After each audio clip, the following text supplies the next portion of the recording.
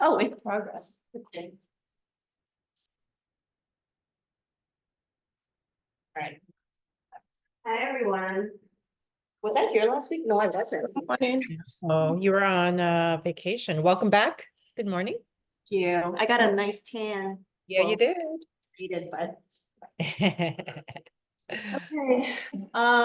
So beginning of the year, leading into this month, we talked a lot about creating the buyer's guide and then also creating the seller's guide, which essentially you use as a listing appointment or a resource to give a potential seller prior to a listing appointment.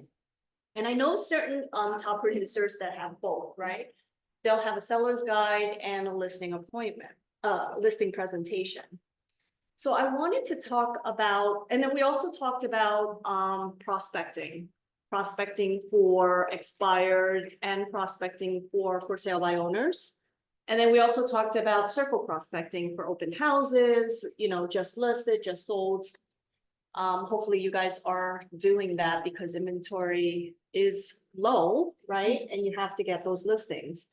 But I wanted to get into, you know, once you get a listing appointment, what do you do? What do you do leading into this listing appointment? And how do you prepare yourself going into this listing appointment? Because you only have one shot, right? Once you go in, you have to give your best presentation. Otherwise, the sellers are going to list with someone else. And you have to go in with the mindset that you've already gotten the listing, right? Like they've already said yes, because obviously you wouldn't be going into the listing appointment if they didn't want you there. People have other things to do. So, sorry. I wanted to touch on a little before we get into this, because Michelle did say to me, she had a property in Florida that she took off the market, right? You took off the market? And how many phone calls did you get from realtors in Florida? Like hundreds, and they started at 7 a.m. Hundreds. So she messages me and she says, how do I make them stop? But at the same time, she said, with so many agents calling and they're all using the same scripts, right? How do I make myself stand out? Like, how do I capture their attention enough to the point where I'm not one of the hundreds that's going off like a very generic script? And what was that generic script? Pretty much. I see that you listed your property and it was removed. Are you still interested in selling? And then what was your response? I already rented it. And then what was their response? Oh, okay, and I just forgot. Okay, so how would you approach it differently, or knowing after I gave you some insight as to what to do, how would you approach it differently? So when people say that they rented it, do you guys just like kind of throw it to the side and like whatever? Or do you keep track of when that lease might be coming up? That's good. That is a good idea, isn't it? It is a good idea to put it in your calendar that, hey, this owner just rented her property and the lease will probably be up next year. So let me try her again next year around this time to see if she wants to put it back on the market. So that's my mindset, right? I'm not obviously saying that to the owner.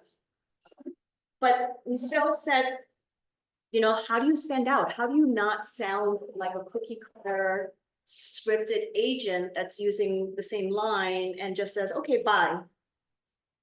And what did I say to you? I don't remember. What was the name of your complex? The Fields. Fields. Sorry, give me 1 second. I have to text Cindy something.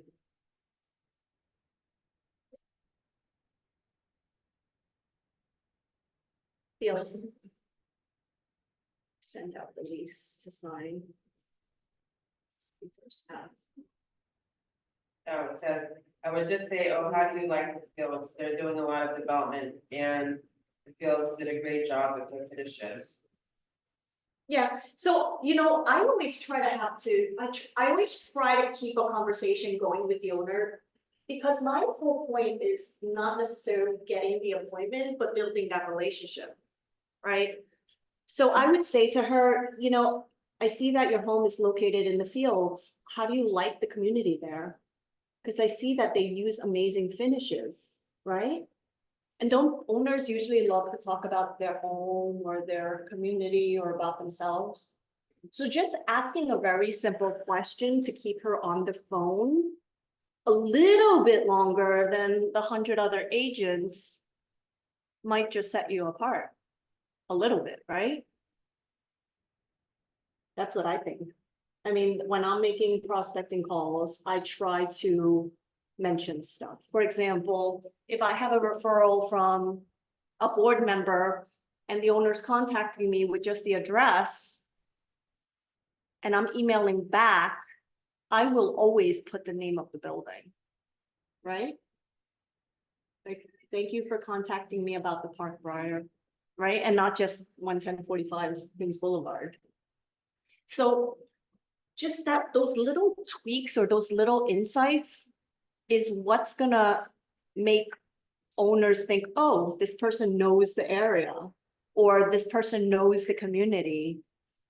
Let me just, they might say, okay, what's this person's name that I just spoke to?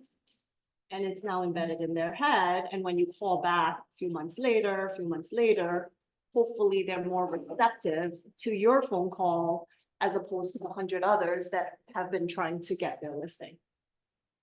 Right? Was there any agents that was a little different? Some texted me, so I responded better from text. Some called me 3 times when I said no, and I'm like, didn't I just speak to you? Did they forget they called you? Is that what it They is? said that they forgot. Okay. And I would just then pick up and just say, it's been rented. Mhm. Do you keep track of rentals to see when they're Yeah. up for lease? I put them on, my Alerts? mom alerts. So I reach out to them 2 months before the lease is up Mhm. to see if they're renewing the lease, Mhm. and if they are, if they need help to renew. And I'll do that as a free chart, because if they do decide to sell in the future, then they'll remember that I was like following up with them. And if they don't, and they need a new tenant, then I'm like 2 months prior. Yeah, that's a good idea, because I think a lot of agents just immediately just kick it to the curb. Like, oh, it's rented, forget it. And they don't remember to keep following up, like this seller actually considered selling at one point, right? So is it worth following up? Absolutely. Hi, Yoga. What about, I got, a seller listening company chief because I'm licensed employer too. So I was there on Friday at 8 p.m. I got the listing and I have a person for the company transaction coordinator. And she uploaded the listing the MLS because I'm brand new, so I don't know how to do those things. But I went prepared, thinking that I got the listing Yeah. already, and I think all kind of flyers. Mm-hmm. So when I was there after 8, once I saw the listing and I got it, the sign and the listing was on the mail, I went like crazy, all the neighbor around or something, and I get flyers for an open house the next day. And guess what? We were like 15 people in the open house. Yeah. And Sunday was like 8. So I was today's two open house there, and the owner was, like that. She has sold before 2 different properties. Say, Adriana, why? These people didn't work for you. Like that. So I'm gonna get into that. So there's a difference between passive and aggressive agents, right? And active agents. So the passive ones, like they just like focus on the 4 Ps, right? They just like, I'll go into that. They just put it on and then they're just praying that it sells, Whereas the active ones are the ones out there aggressively looking for the buyer for your listing. And contacting agents that have shown other properties or active agents in the neighborhood and trying to motivate them. That would be a good way to have a potential list seller. Like I say, let me show my work and then, what you. Yeah, well, you need a listing presentation or a slide deck for that, right? So you should definitely get something together to show how you are different, what sets you apart, and that would go under your marketing portion of your listing presentation. Because to be honest with you, everyone who's going into that listing appointment is gonna pretty much do the same thing, right? Oh, I'll take professional photos. Maybe they'll do a 3D tour. Maybe they'll do staging. Oh, look at my descriptive AI description. Everyone's now using AI for their descriptions, right? And then what are you doing differently? Yeah, I do floor plans. Yeah, I do this. But what are you actually doing different from all the other agents that are out there? Like, what differentiates you from them, right? And that's what you have to think about, or what are you gonna promise or deliver or give them that maybe another agent is unable to do? Okay, so that's something to think about. So now let's, so that's just part of the listing prospecting portion. Let's go into, now that you got a listing appointment, how do you prepare yourself? Because we're doing this month we're getting into listing presentations, part 1, part 2, part 3. And then the 4th week is I got the listing, now what? So today I wanted to touch on, I got the listing appointment. Let's prepare prior to me going into this listing appointment. How do I make sure that I am 100% ready to handle whatever is going to happen during this listing appointment? Okay, so I was listening and I went to a lot of trainings and I heard this some tips that I thought was great that maybe some of you guys could implement. When you guys have a listing appointment, do you send out like a calendar invite? I started that. Yeah, so send out a calendar invite to your sellers. And once they confirm, direct them back to maybe all your reviews or maybe all your marketing, but you direct them back to where they could read up more about you. So if you're not doing that after you secure a listing appointment, put that into your thing. Calendar invite, so first of all, the appointments are not forgotten. And you're reinforcing that you are the agent for them. Okay? Show up on time, but not too early, Michelle. Right? Because I promise you, they're probably running around trying to clean up their house because they want to impress you. Right? But when you show up on time, it sets a precedent of your punctuality, what they can expect hiring you as their agent, right? And your professionalism. Like, I deal with so many agents where punctuality is like so annoying. They don't show up, they don't call if they're late, they don't call in advance if they cancel, they just very, very irresponsible. So make sure that you get there on time, a little early. But when I'm knocking on the door, if I'm too early, I'm sitting in my car until it's time. Then I'll walk up maybe like 2 minutes before my set time, right? 2 minutes. Yeah. Well, it's up to you. I usually, I'm very punctual, so I get there 20 to 30 minutes earlier at this thing. And then 10 minutes before the appointment, I let them know that I'm early if they're ready for me. Do you guys know how to do calendar invites? It's pretty easy, right? I do it for my kids too. Like if they have a dentist appointment, if they have this, if they have a party, like I'll put their email and they have to accept it. Or decline it. Yeah, they're my little business people. Like they better not decline it. But you know, just so they're not making plans with their friends and things like that. Okay, so what is the goal? When you go into this listing appointment, what's the goal? Get this. Get the listing, right? Of course, right? You definitely want the listing. But I think a lot of agents are so focused on get the listing, get the listing, get the listing at all costs. That sometimes they forget the most important part, which is build a relationship. Right? You gotta humanize the process. And you have to first establish that trust and that relationship. Right? They have to know you, they have to like you, and then they will trust you. But if they don't like you, they're not gonna trust you, right? So they have to know you, like you, trust you, then they will sign with you. Sellers are looking for the answer to one question, right? What's their goal? They want to find the agent that's gonna do what? So Sell that house. Yeah, but how? Get them the highest price, and it's Oh, the business price. Get them the highest price in the least amount of time, in the least amount of hassle. Right? They don't want to be bothered a lot of the times. So you have to prepare yourself for questions that a seller might ask you. And it could be, how do you work? How are appointments set?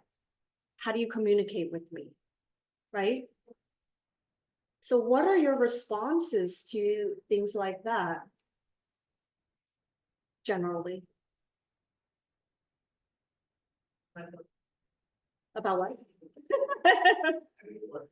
How do you work? Like, let's just make general conversations. You're building that relationship and they want to know. You're asking questions. Communication style. Find their reason why, Yeah. what's their urgency, what's their pain points.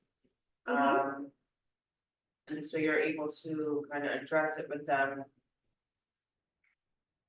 The most successful agents is gonna be the ones that are building the relationship. You're gonna think about the seller, their motivation and their timeline. That's the most important thing. If I can't find out what their motivation is or what their timeline is like, they're gonna be the most annoying sellers, right? I don't care how long it takes, I want my price and I'll wait and I've actually turned down a listing recently. I was telling Michelle, I'm like, this owner's crazy. She has a beautiful apartment, right? But she wants about 200,000 over what I believe the property is worth. Wow. Yeah. Yeah, And it's an apartment, not a house.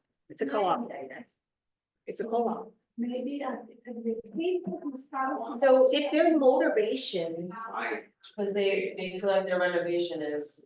they overspent on renovations, you know, they're not in that, their motivation is not there. And if I feel like their motivation is not there, I talk them into waiting until the market is better. And if I lose the listing because someone else overpromises them and wants to take the listing, then go for it. Right? So focus more on the relationship through active listening. Oh, by the way, if you guys are brand new, try to get the,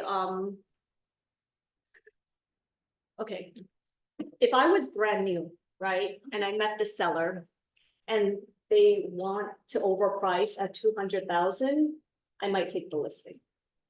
Yeah. Right? Because for the experience, for the exposure, for the circle prospecting, for the ability to get listings surrounding it, for getting my name out there. But because I'm 24 years in the business, Mistakes on something that you know won't sell, so it's not such a big deal. Yeah. So I just wanted to backtrack. Please don't just walk away from a listing. Take the listing if you're brand new and you have the ability to take a listing, even if it's overpriced. But the whole part of this training is, you know, prior to entering into the listing appointment, try to determine their motivation, their timeline, you know, and I'm gonna go over pre-qualifying listing appointment questions with you guys, okay? I do ask a series of questions. You don't have to ask all the questions. I choose and pick based on the responses that I get. Okay? So to secure a listing appointment, I do want you guys to model a script. There are scripts everywhere. Mike Ferry has a script, right? Tom Ferry has a script. Floyd Wickman has a script. Like Jackie Kravitz, remember I told you guys to download Jackie Kravitz's listing scripts and listing appointment? How do you spell the last name? Kravitz, I think, is it? K-R. Go to salesxtraining.com, salesxtraining.com. Oh, I want you guys to model an effective script, okay? That's how I learned. Back 24 years ago, Vincent and I were listening to like Floyd Wickman. And he's very old now. I don't even know if he's still alive, but he had like the safe island technique, and he had like, you know, making sure that you sit down and you ask a series of questions because you need to figure out what their motivation is, what their problem is, so that you could use this against them if they try to fight you with the commission, the price, all of that stuff, right? So I don't care what script you use because they're pretty much very similar. But you need to follow a script. If you don't follow a script, you're following your own stupid script, and your stupid script doesn't work, okay? And even if, let's say you listen to Tom Ferry, Mike Ferry, whoever you decide you want to listen to, that's more your style, it's still not gonna be 100% your style, right? But that's the beauty of it. There's a structure to it. And the more you rehearse it, the more you make it your own, right? When you first start out, you are consciously incompetent. You know that you suck, right? You know you suck. But you need the repetition and you need the dialogue to practice. Like, why wait until you're in front of a live seller with the potential of losing 30, 40, $50,000 and you're practicing your script with them, right? Why not make friends with someone in the office? You know, the way that you guys role play for sale by owner scripts and expired scripts and just listed scripts? You should be role playing listing appointment scripts, right? So that when somebody says, you know what, Lily, you know, I understand you wanting to price the home at this level, but I was hoping for 50,000 more. How are you going to respond to that, right? Practice it. Practice it to the point where you're now unconsciously competent, right? When you go onto a listing, when I go into a listing appointment now, I'll say things that I didn't realize that I remember or like, no, because it's unconsciously already in my mind because of the years of experience, right? So Michelle, when you go into a listing appointment now and you're sitting in front of a seller and they throw out an objection to you, you respond quickly, don't you now? But remember the very first day, like you're shaking and like, oh, what if they ask me this? What if they ask me that?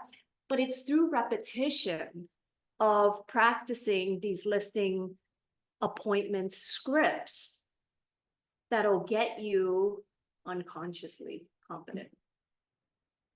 Okay? I can practice yourself, like repeating myself. Yeah, you gotta repeat yourself. Guys, it's always the same objections. It's always the same objections. It's price, it's commission, it's time, it's showing, you know, accessibility.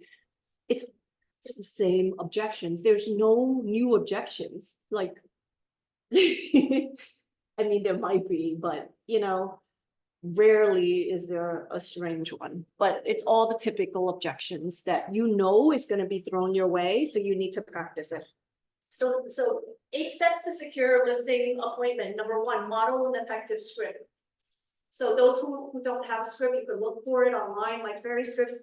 Again, go to SalesX Training, download their scripts and their dialogues. And then step two, pre-qualify your appointment. Don't go in blindly. I made that mistake so many times, right? Even recently, I went on a listing appointment thinking I was like, oh, I got this, right? I know this building. The building changed management and I sounded so stupid. Like saying that this was managed by so-and-so when in fact they changed management like over a year ago.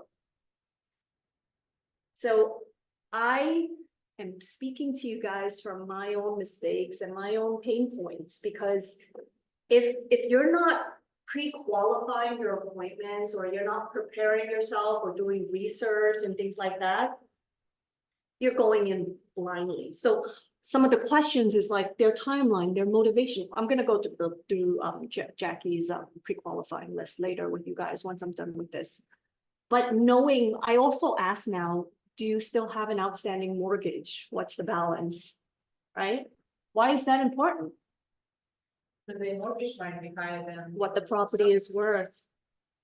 And then the motivation, like, what are you gonna do? Are you willing to take that loss, right? You have to have that. I'm gonna go into that listing appointment knowing that I'm gonna have to have that hard conversation with them. And if taking a loss is gonna be something that they're okay with, right? So pre-qualify. Prepare an accurate and concise market analysis. For those of you who are brand new, I recommend you sit with a seasoned agent, maybe someone who sponsored you, or sit with an appraiser, bring them out to coffee, ask them how they prepare a concise and accurate listing presentation, comps, right?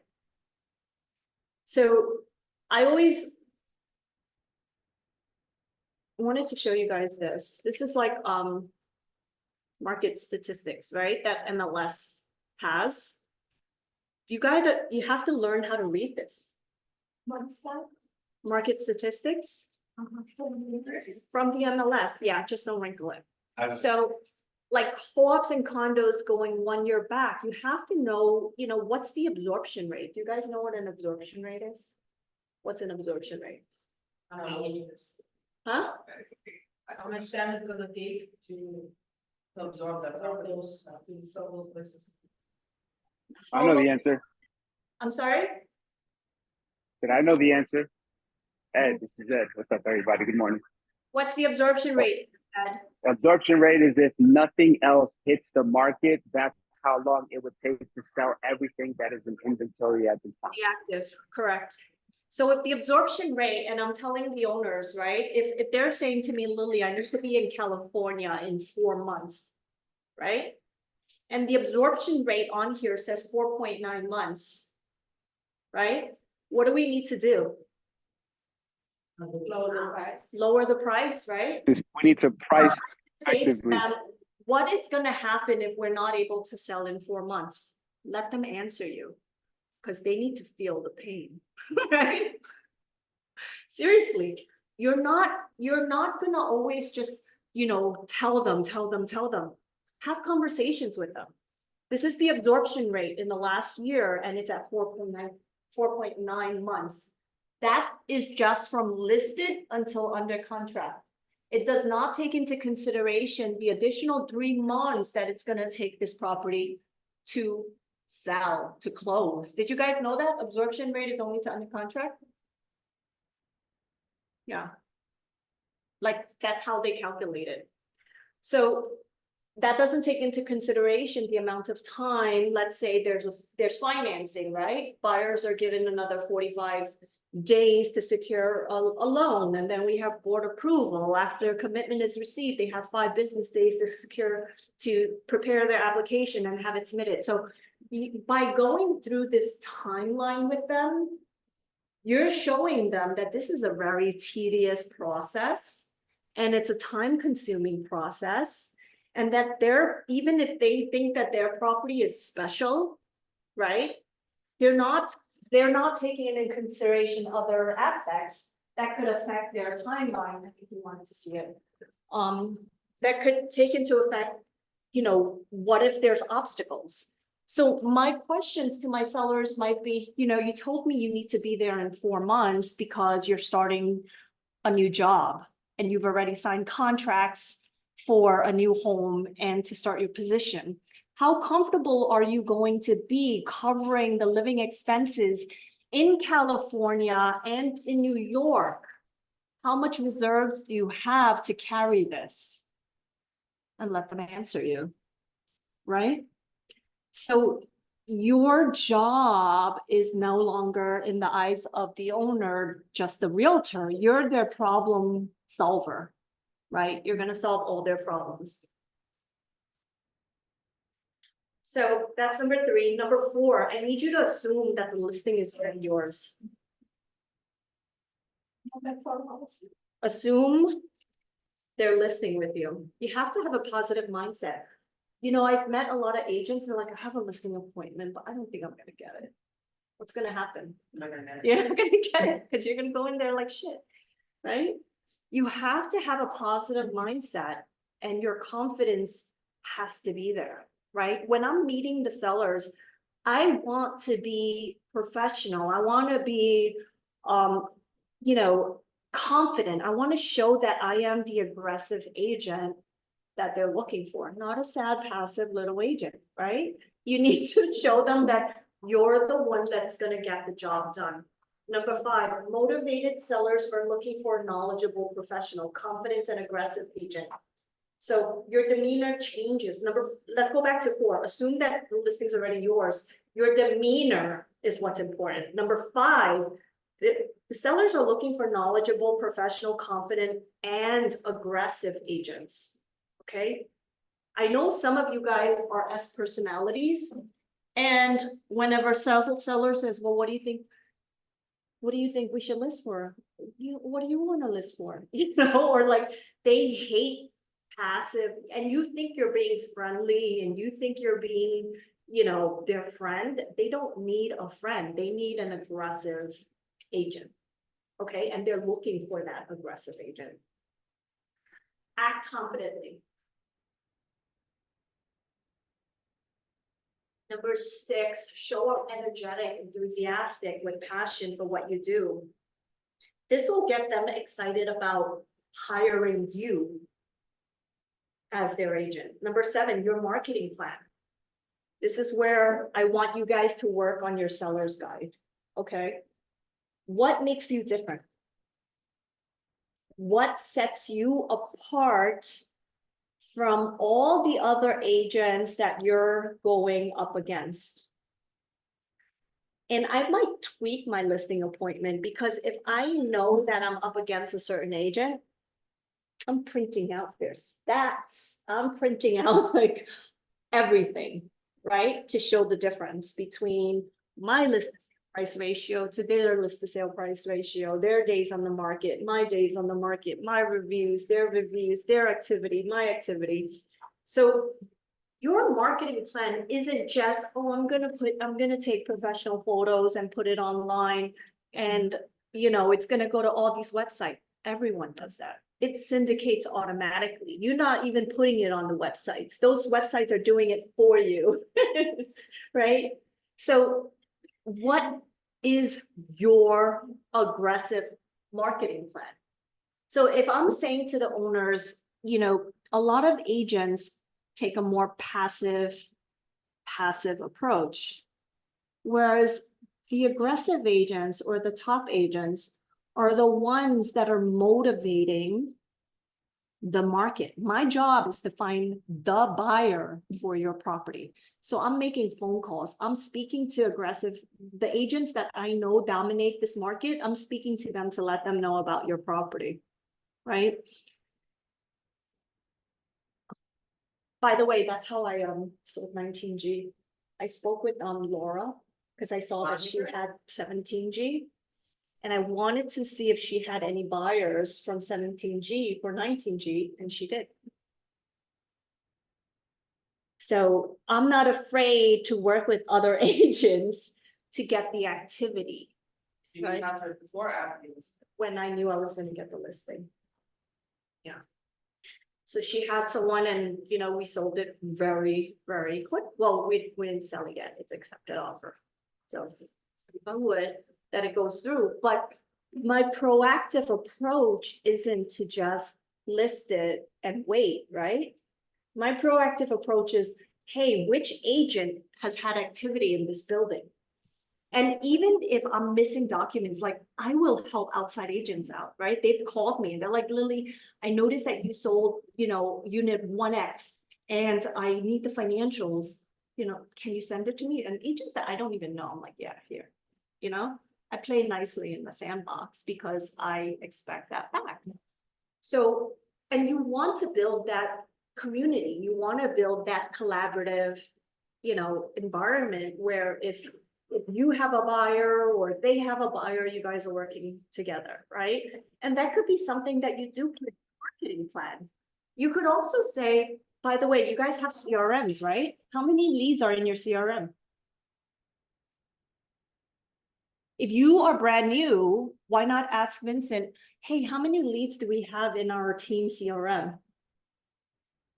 And you could easily say to the sellers, hey, we have a client relationship management filled with over 10,000 buyers that have at one point or another looked for a one-bedroom co-op or looked for a co-op in Forest Hills. And the very first thing we're going to do is notify them that there's going to be a coming soon listing very soon, right? So you're telling these database leads about properties before they even hit the market. And when you do that, will these database leads stay in your database? They want to. They're not going to unsubscribe from you because you're giving them insider info, right? But at the same time, you're using this as a tool to show your sellers how aggressive you truly are. But why not show them? Put it in your listing appointment, put it in your marketing plan. Okay. I have a question. Yes. When you were mentioning talking about the other agents who have done business in, I guess, like, you know, the area that you're looking at, how do you kind of position that so that, I mean, yeah, you want to reference that you have these other agents that you recognize have done the work, but like, how do you position it that it doesn't seem like they should be working with them instead since they've done other deals over there? I tell them that we collaborate with all the top agents in the community so that they're getting the most exposure possible. Okay. That I know who are familiar with the co-op process, who's familiar with your buildings, I will contact them to let them know that this new listing will be hitting the market. Okay, don't be afraid to play nicely with other agents that are not in our office, right? That's another way for you guys to actually make money too, right? Because when they're not happy, they might want to make a switch. And you'll be there to help them. And then number 8, I want you guys to ask for the contract. Ask them to sign the contract. I know a lot of agents that go on listing appointments and they're just like, okay, think about it. Think about it and let me know, right?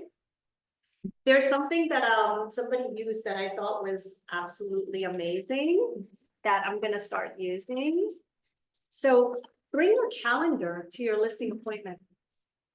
Bring a calendar. So you guys could print this out on Google, by the way, right? Bring a calendar to your listing appointment and assume that you already got the listing.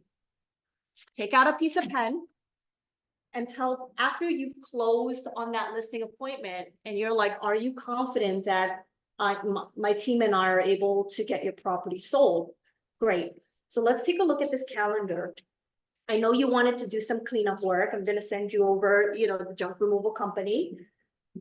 Let's just say that you're able to get the junk removal company in by Thursday the 6th. I'm going to set up my photographer to come on the 10th. Write it in, right? And then we're going to do staging and write it in, right? Once we get documents signed, I'm going to be able to advertise the coming soon. Write that shit in, right? And then we're gonna start marketing it as coming soons, where I am gonna proactively notify agents and buyers about your property. And this is gonna be the live date. How does that sound? Right? So use a calendar and imply as if you've already gotten the listing. I thought that was a really smart thing to do. You need them to go. No, you're just using it, you're scribbling it, and then when they're looking at it, just say, what do you think? Does this timeline work for you? But you're making them easier. I'm gonna take it with me. If we need to change the timeline, we'll change the timeline, but what this does is that they see that you have a plan, right? And that you're implying that you've already gotten the listing. I thought that was a smart thing. Okay, so I got this off of Wiki Calendar. You could download and print, and you just write into it. Do you do this? What do you do? A blank calendar. Why? Because when you go for the close at the listing appointment, you start writing in your timeline that shit you're gonna do. Like, you're gonna get this property cleaned by the 5th. I'm gonna have my photographer in on the 8th. We'll do some staging. The property's gonna need about 4 days for us to do edits and staging, right? We're gonna put a coming soon. It's gonna go live on NLS as a coming soon on the 13th. And then the actual live date is gonna be on the 17th. How does this work for you? I just think you have to leave the calendar, please. It's up to you. You could leave it with them, you could take it, but what this does is that you are finalizing your listing appointment, right? So include this in your marketing portion or your listing presentation and whip it out, right? Not like, oh, when are you gonna be ready, you know? I always close with the photos. What do you mean? I always close with When can we do photos? Yeah, but I mean, I like yeah.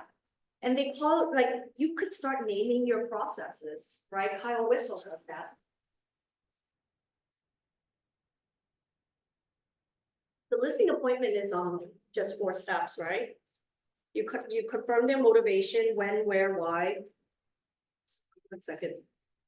So even if like my seller's not ready for another month, I still have them sign. Yeah. You guys do that? And I date the contract, the date that they sign, and the live date is the date when we go live, so this way within that month. They're still obligated to me. Yeah, you guys should not wait to get documents signed. You should get them signed and just date them properly. Okay. So the listing appointment is pretty simple, right? When you're actually at the listing appointment, you're gonna go in, you're gonna confirm their motivation, confirm their when, where, why they're moving. Number 2, you're gonna share with them your marketing plan. What do you do differently? So make sure you put that into your seller's guide or your listing appointment. And then the third one is the price. That's gonna be the most important thing, okay? Pricing, believe it or not, is more important than anything. Absolutely anything. 80% of a reason why a property will or will not sell depends on price. You could have the crappiest home in front of a cemetery or have the line and railroad running behind it. But if you price it right, it's gonna sell. Okay, so price is everything. So you need to get really, really good at pricing. And there's a lot of things that you have to take into consideration, okay? I've made mistakes pricing properties, right? Michelle, you've made mistakes pricing properties sometimes. Sometimes I'm like, oh wow, Cindy, I think I priced this too low because all these flippers are coming and they're giving me. I'm not pricing too high, You know? I get ready for it. can you price Yeah. something too low? Sometimes, because like, I think subconsciously, some buyers, depending on the buyers, will still have a cap as to how much over that they're willing to give. Right? Because it just doesn't feel right if I'm giving 300,000 over asking or so, right? So in the minds of a buyer, they might be willing to give over asking, but to a certain extent. That's what I think. Only a handful would be like, yeah, give whatever, right? And then number 4, ask them to sign, use the calendar. Okay, we're gonna go into next week. I want to get into the actual listing appointment. This is just preparing for the listing appointment. So what I'm talking about today, I want you guys to get your calendars ready, get your marketing plan ready, get your do the calendar invite that I told you guys to do. Okay, when you have a listing appointment, do a calendar invite and then point them back to your reviews or point them back, bring them back to your site. Two questions. Hmm. That calendar, I have to join the listing appointment. I Before that sign. Yes, because you're implying that you already got the listing, so you're setting yourself up for next steps. That is a way to close, okay? That is like a good way to close. Okay. So do I always use my listing presentation on a listing appointment? I would say no. No, all the top agents are shaking their heads, no. If you're brand new, I wouldn't, I hardly whip out my laptop or my listening presentation, but I do want you to have it because especially if you're brand new and you have to refer to something or someone is a lot more detailed than they do want to go into it. But this also depends on the type of listing, right?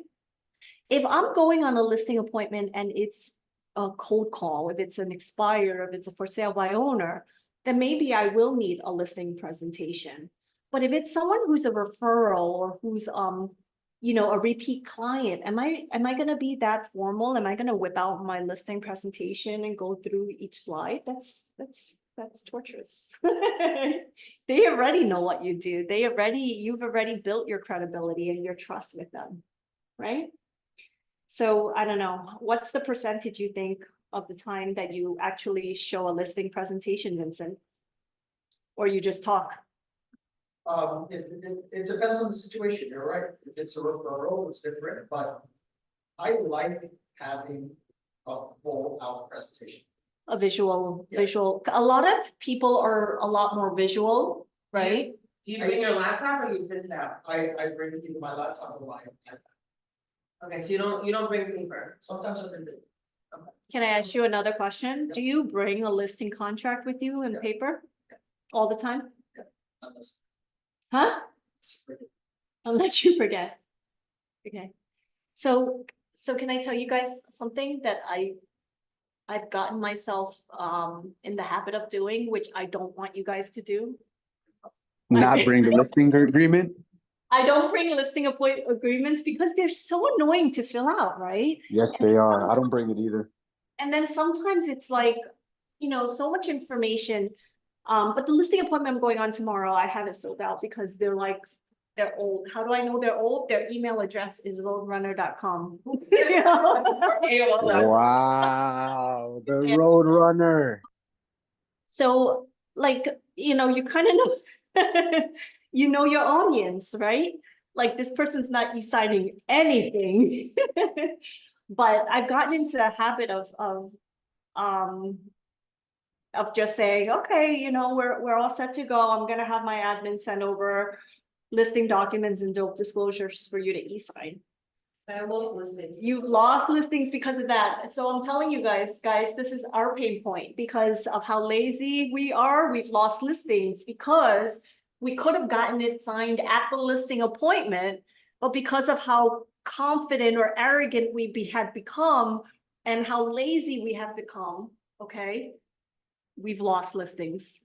And, I'm not afraid to tell you guys the mistakes that we've made so that you don't make the same mistakes that Olga and I have made.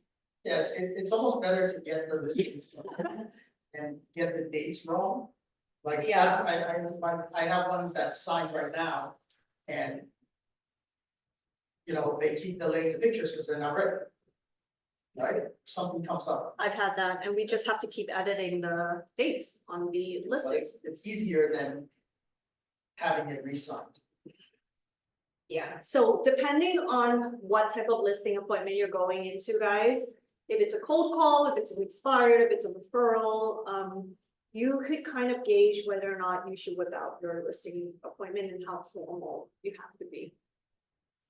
Okay.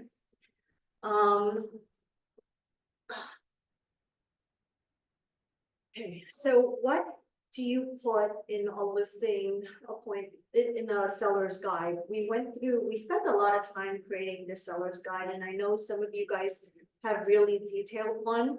And I know some of you guys have some that are just very heavy in text, right?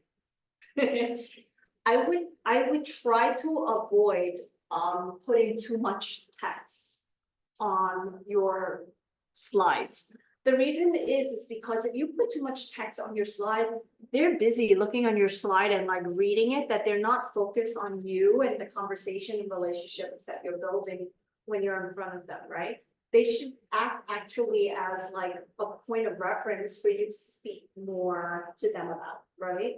I mean, you could give them the slides or the presentation or the guide after your appointment, but you should not be sitting there reading through it as if it's like a lecture, okay? Because that's gonna kill the mood and it's gonna kill the relationship that you're trying to build. So I think I need to edit my seller's guide. I don't know if you guys want to do the same thing. But you know how we've gotten accustomed to putting about ourselves in the front? Some of the trainers says that you should actually talk about the process and your marketing and then end it with about you and your team and what makes you different. That makes sense. Yeah, so I think, because it's more about them than it is about you, isn't it? So for you to go in there, you know, pounding your chest and like, look at me, look what I've done, as opposed to just focus on them first, I think that makes more sense. And then close it with about you and why you're different and why your team is the right agent to get their property sold. So for those of you who have already created seller's guide, you could think about that. If you want to go ahead and adjust and slide your, you know, about you and about what you guys do, push it to the back, okay? I do want you guys to tell these sellers that many of these agents do focus on just passive marketing. So make sure you do include slides of why you're different. Tell them that these agents make empty promises, right?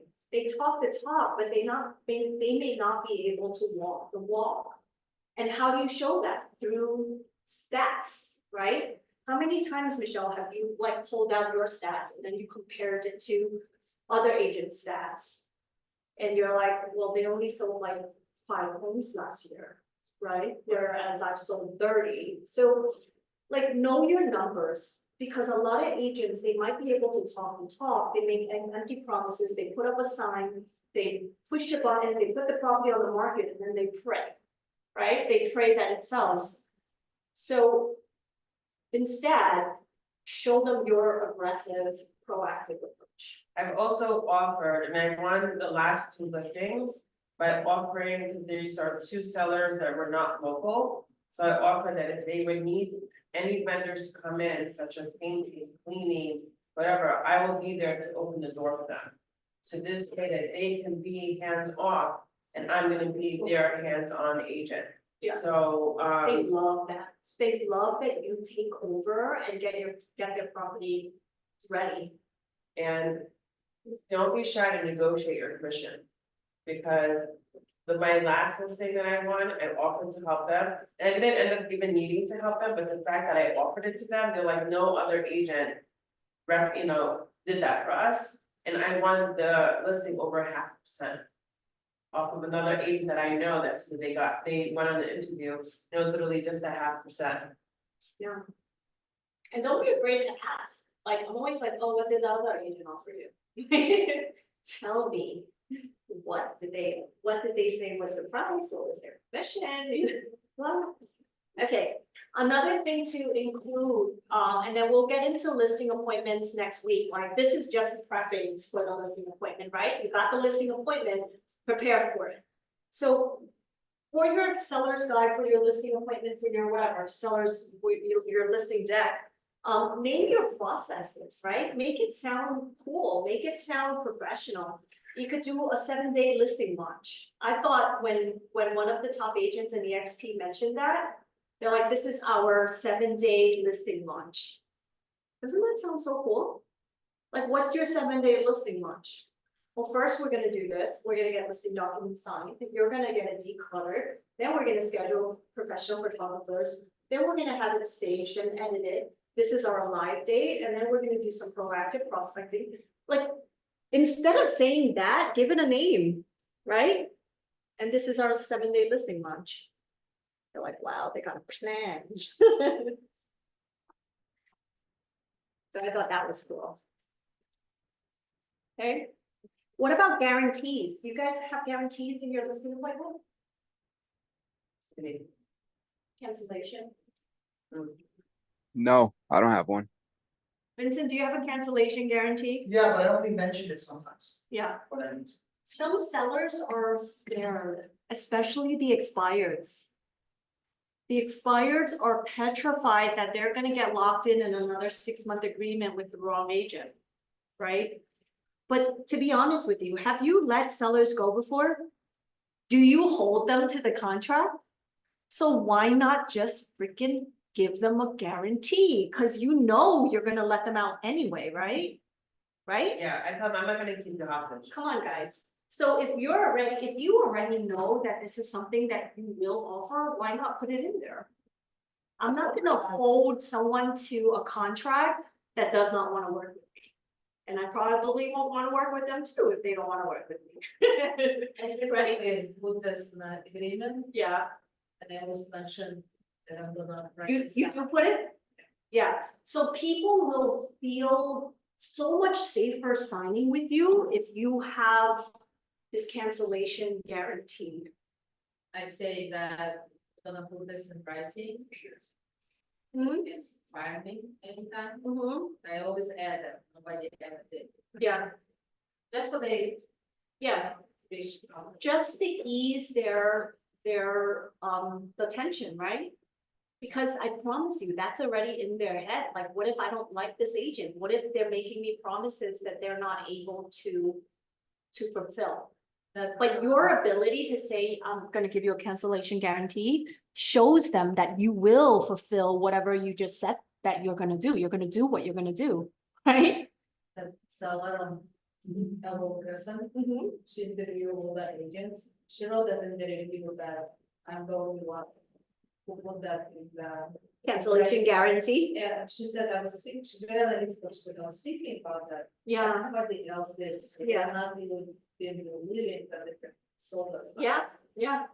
So it shows your confidence too, having this cancellation guarantee. It gives them assurance, but at the same time, it shows your confidence as well. Okay, so I think these are some things that you guys could work on and tweak on your listing presentations.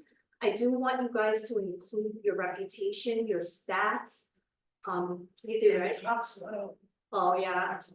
So I Talk too fast sometimes. Michelle talks very fast, and sometimes I like slow down. Sometimes I talk very fast too, and when I realize I'm talking very quickly at a listing appointment, I will say to them, I'm sorry, am I going too quick? Do you want me, like, should we slow it down a bit, right? And they'll say, yeah, let's talk about this again. So make sure, in your head, you're so well versed. She's gotten to the point where she's unconsciously confident, right? So things are just coming out of her mouth. And she doesn't realize that the jargons or the words that she's using is very foreign to some of these sellers, right? They don't know a lot of these terms, but to her, it's like common sense. So once you get to the point where you're unconsciously confident, a lot of times you do speak too quickly. Okay.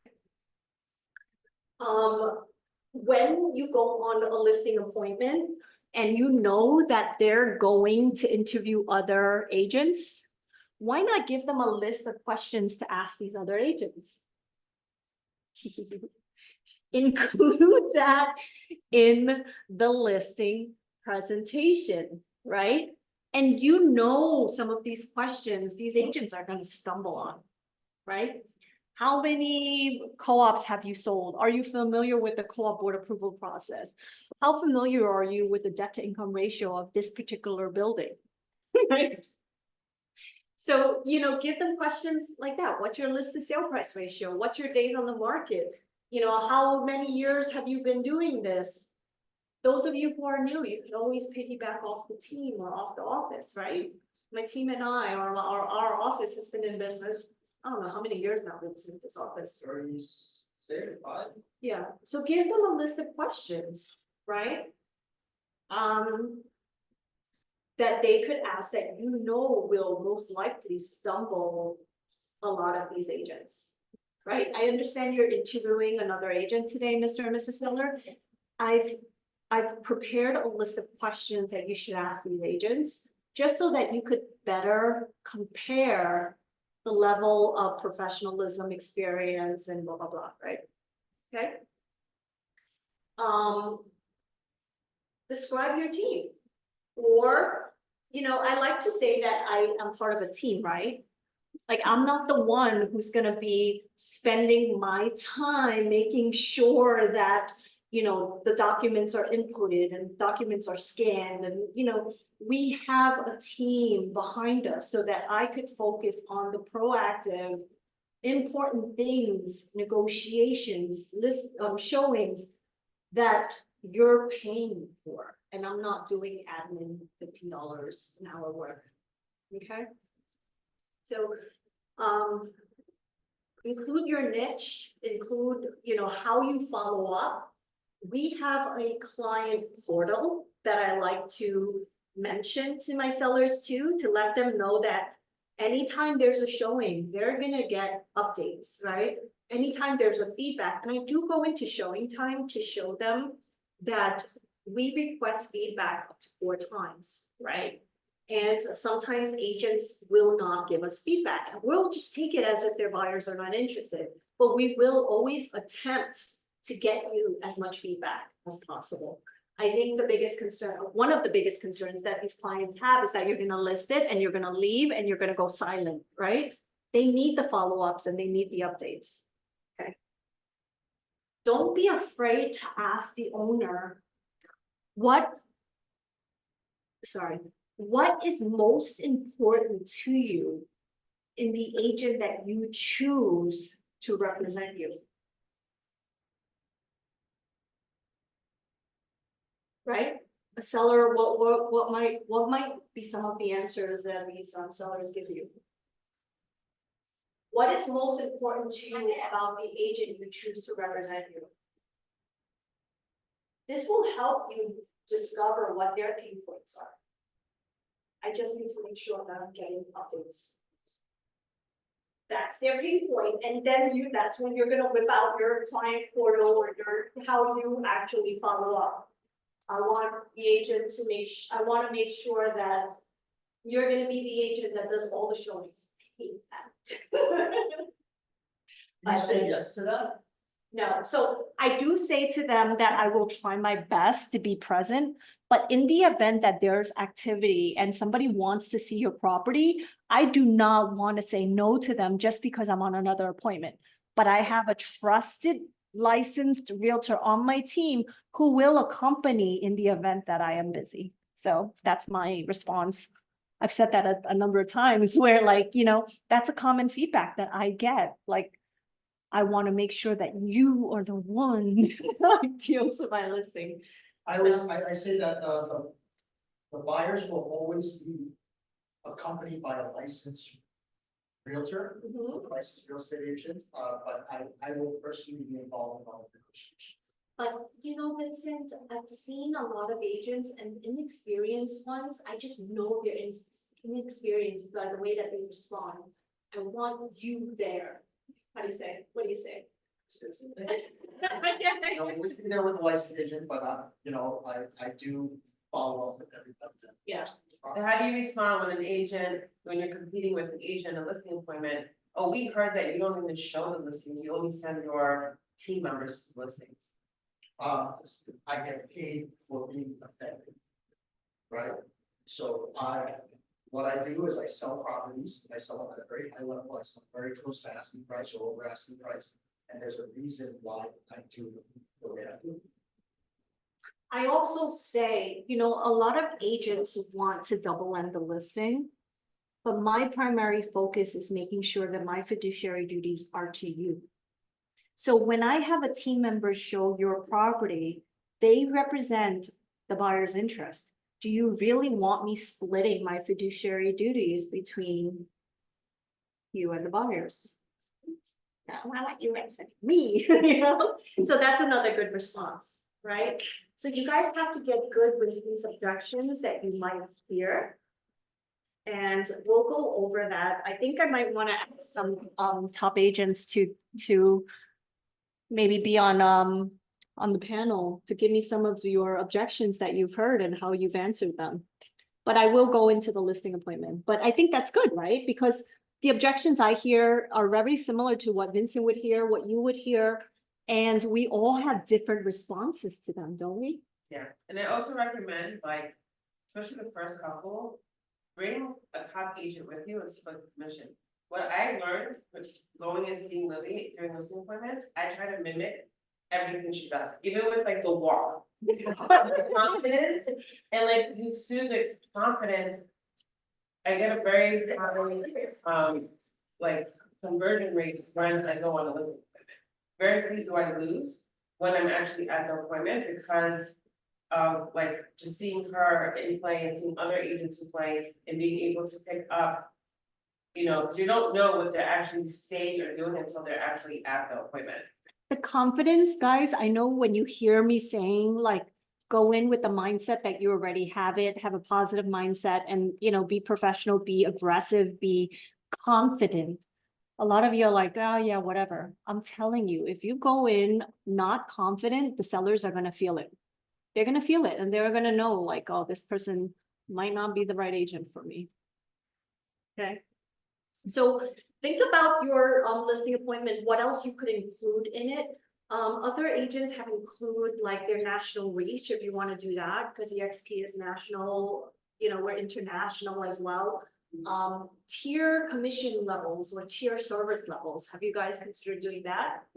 Like if I'm at 5% or if I'm at 6%, what is included or what's not included? You could do tier services as well. Okay. You could also give them a form or a document for them to fill out of like, can you give me a list of all the improvements you've made? Or tell me what were the things in this home that attracted you when you purchased it? Because that's probably the good stuff, right? Where am I on time? Okay. I want you guys to go to pre-qualifying scripts, okay? So you got the listing appointment. How do you pre-qualify the appointments before you go in there, right? So if you go to SalesX training, I told you guys to download it, right? Download the pre-qualifying script. So I can better prepare for our meeting. I have a couple of quick questions for you. When we sell your home, right? You're implying that you've already got the listing. When we sell your home, where will you be moving to? I'm gonna go to California. Okay, well, how soon do you need to be there? I need to be there in 4 months. That's when my new job starts. Okay, what is important to you about being, well, that's when they answer. What is important to you about being in California by, what's June, July, August, September, October? This is how you are gonna determine their motivation, their timeline, their where, what, when, right?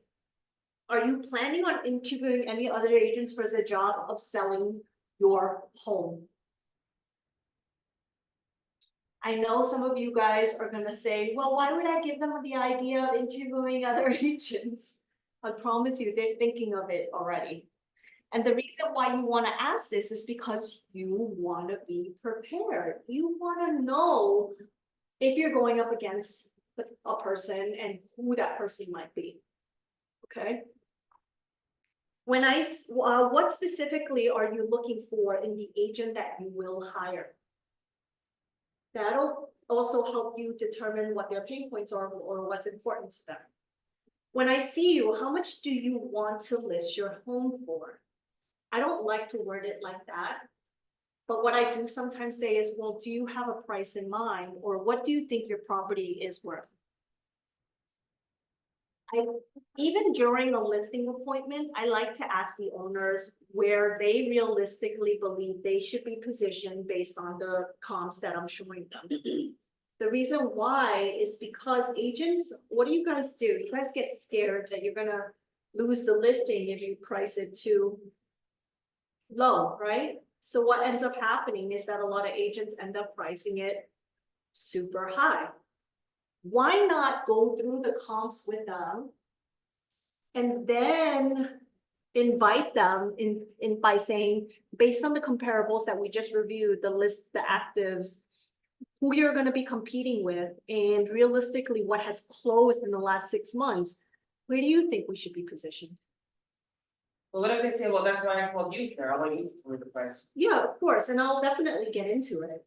But I also want to make sure that you have a clear understanding of the market analysis that I just prepared. So based on the analysis that we just prepared, do you have a price in mind? I just threw it back at you. Well, tell me what you think and I'll tell you what I think. And then that's when I'm gonna just tell them what I think, and I'll give a range then. Yeah. Okay, but most of the time, it's not like a tennis match, right? I'm not gonna be like, no, you tell me, you know? If I've tried 2 times, then I'm gonna give them a range. Okay, but ask them. You'd be surprised, like a lot of them are actually very realistic. Okay? What if the number they have in mind is much lower than yours? I tell them. I'm like, I think we could try a little higher, right? But it depends. We could also go the route of positioning it below market value to drive additional interest and create leverage by having multiple bids, and we've done that before. So I would give them different approaches. And I think we're gonna end up slightly higher. Because I think true market value is here, right? So you could go that approach. Okay. That's what I did with one of the houses on 67th Drive, like, I told her that I'm pretty sure it was gonna go over. But, if you wanna drive interest and you wanna, and she's like, yeah, I don't wanna nickel and dime, and I'm like, okay, let's price it at 9.99 then. And we ended up going close to 1.1, She actually turned down a lower offer because she just didn't like the neighbor that gave her that offer. It was like 13,000 more. Okay. What would happen if your house doesn't sell? This will help you determine if they have a backup plan, right? And if they're thinking, well, if it doesn't sell, I'm thinking about renting it for a year. Because I need to get this price, or I need to be able to cover mortgage while I'm in California, right? At the end of our meeting, if you're confident that hiring me is the best decision you can make, will you be ready to list your home with me? So we can go ahead and get it sold. Will all the decision makers be there when I arrive? It's important to have all the decision makers there, right? Because if I'm just talking to, let's say, Michelle, and she loves me, and then now she has to go to her husband and say, this is what Lily thinks our property's worth, and this is what she's charging, without any of the in-betweens, because he hasn't met me and loved me yet, what's gonna happen is he's gonna think that I might not be the right person, right? I look forward to our meeting, and I'm confident that you will clearly see why we should work together. So this is just a very quick pre-qualifying script, and it serves a lot of, it helps you answer their motivation, what they're thinking, what their pain points are, and, a possible price that they have in their head, right? Knowing all this, when I'm doing my CMA, then I'm gonna try to see if I could target the price that they're thinking. Right? All right, guys, any questions? So this is part 1 of the listing appointment, when you get the listing appointment. And I want you guys to work on those things that I mentioned, okay? If you're not doing the calendar invites, if you're not doing, printing out the calendars, if you want to tweak your listing presentation, include certain things like the cancellation guarantee, questions that they can ask other agents if they were interviewing them. Start working on that until next week. Next week, let's get into the actual listing appointment and how you will go about reconfirming their motivation. And then we're gonna go into talking about all the steps in a listing appointment. And then maybe I'll ask some of the agents on the third week to sit up here on a panel to tell me some of the objections that you've gotten outside of the typical price and, whatever, and how you've answered them. Because we did go through a few today, and I'm glad that, Vincent and I and Michelle had different responses to some of these objections. Okay, any questions?